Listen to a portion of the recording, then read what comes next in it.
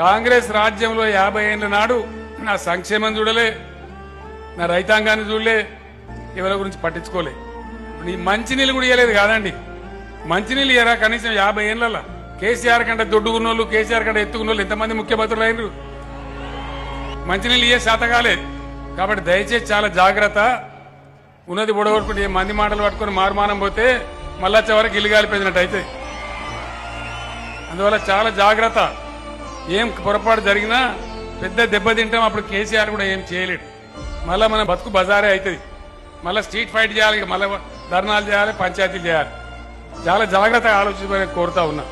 కాంగ్రెస్ గెలిస్తే వైకుంఠపాలి ఆటలో పెద్ద మింగినట్టు అవుతుంది. మళ్ళా పరిస్థితి మళ్ళా మొదటికే వస్తుంది. కాబట్టి దయచేసి ఈ విషయాలు మీరు ఆలోచన చేయాలి.